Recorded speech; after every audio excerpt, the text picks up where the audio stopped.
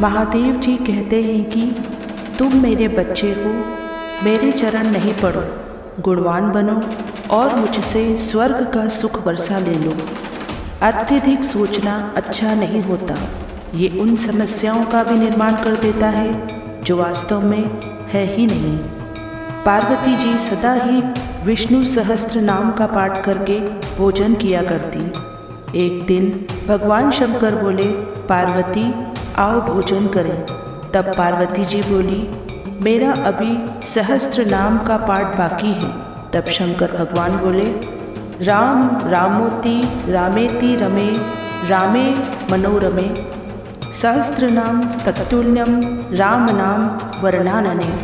अर्थात राम राम राम ऐसे 3 बार कहने से पूर्णता हो जाती है।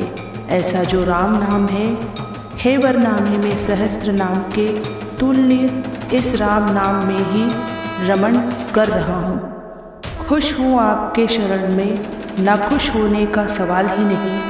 आपके सारे फैसले कमाल हैं शिव बाबा, उन फैसलों पर कोई सवाल ही नहीं। हे मेरे भोलेनाथ, सुख देना तो इतना देना कि मन में अहंकार न आए, और दुख देना तो बस इतना देना कि आस्था न चली जाए।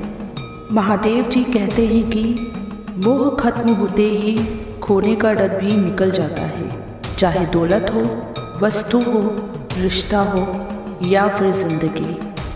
आप अपने गुरु की बात जितने ज़ोर से स्वीकृति करते जाएंगे, उतनी ही तेज़ी से आप बदलते जाएंगे। उदार हृदय, दयालु वाणी और सेवा व करुणा का जीवन वे बातें हैं जो मानवता का नवीनीकरण करती है। हे पार्थ, जिसमें सच बोलने का साहस अधिक होता है, अधिक नफरत का पात्र भी वही बनता है। जब कोई आपसे 2 कदम पीछे हटे तो उसे उम्र भर खुश रहने की दुआ देकर 4 कदम पीछे हट जाने में ही भलाई है। दुनिया बुरी है, मतलबी है, तो होने दो।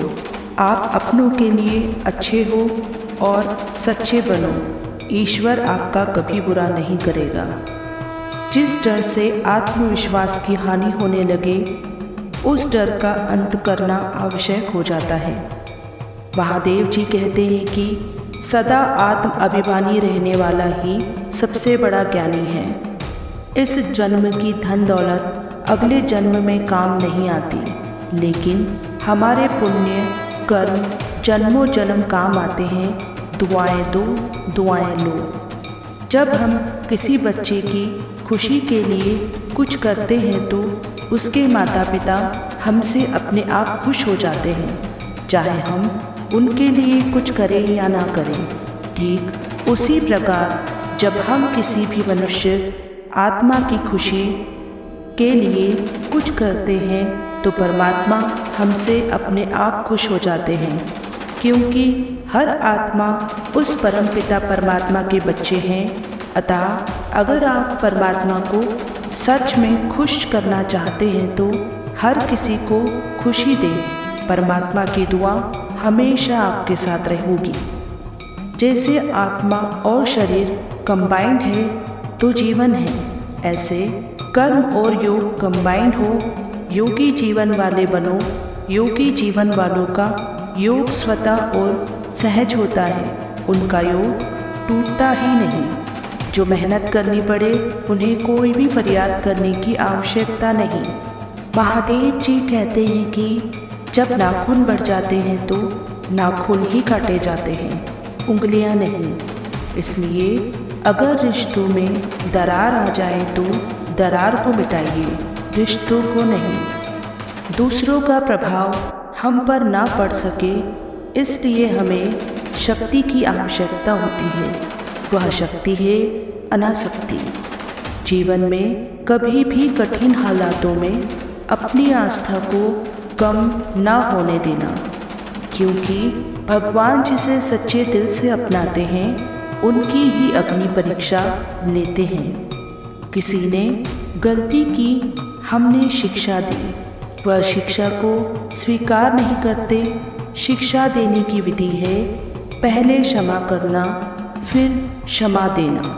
क्षमा उनकी गलती अपने चित्त पर नहीं, प्योर वाइब्रेशन के साथ शिक्षा देंगे।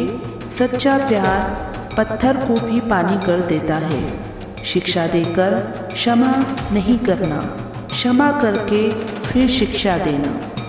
जो केवल भला चाहता है वह दुर्योधन है, जो अपनों का भला चाहता है वह युधिष्ठिर है, और जो सबका भला चाहता है वह महादेव है।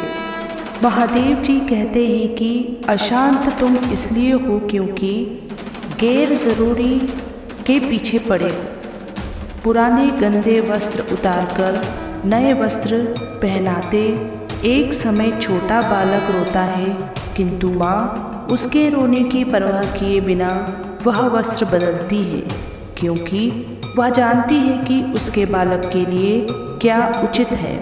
उसी प्रकार भगवान महादेव भी अपने बच्चों के इच्छा की परवाह किए बिना उसे सफलता और निष्फलता देते हैं, क्योंकि वह जानते हैं कि उनके बच्चे के लिए क्या उचित है। हालात को ऐसा ना होने दें कि आप हिम्मत हार जाएं, बल्कि हिम्मत ऐसी रखें कि हालात हार जाएं। कभी ये ना सोचें कि मेरे बिना किसी का क्या काम रुक जाएगा और उसका काम नहीं चलेगा। यह संसार है दोस्तों, यहाँ ताश का पत्ता गुम हो जाने पर जोकर को भी बादशाह बना देते हैं लोग। जीवन में कभी किसी की भलाई व्यर्थ नहीं जाती, वह कब किस रूप में लौट कर आएगी महादेव ही जानते हैं। मनुष्य को जीवन में श्रेष्ठ बनने का प्रयास अवश्य ही करना चाहिए, परंतु जीवन में हमेशा उत्तम ही रहना चाहिए। प्यार और तकदीर कभी साथ नहीं चलते, क्योंकि जो तकदीर में होता है उनसे कभी प्यार नहीं होता, और जिससे हमें प्यार हो जाता है वह तकदीर में नहीं होता। रिश्ते हमेशा तितली जैसे होते हैं, जोर से पकड़ो तो मर जाते हैं, छोड़ दो तो उड़ जाते हैं, और प्यार से पकड़ो तो उंगलियों पर अपना रंग छोड़ जाते हैं। जिंदगी की सुंदरता इस बात में नहीं है कि हम कितने खुश रहते हैं, बल्कि इस बात में है कि कितने लोग हमसे खुश रहते हैं। समय कब रंग बदलता है यह कोई नहीं जानता, क्योंकि प्रभु श्री राम को जिस रात राज्य मिलने वाला था, सुबह वनवास मिल गया। पहली नमस्ते परमात्मा को जिन्होंने हमें बनाया है, दूसरी नमस्ते माता पिता को जिन्होंने हमें गोद में खिलाया है, तीसरी नमस्ते गुरुओं को जिन्होंने हमको वेद और ज्ञान सिखाया है, चौथी और सबसे महत्वपूर्ण नमस्ते आपको जिन्होंने हमें अपने साथ जुड़े रहने का मौका दिया है।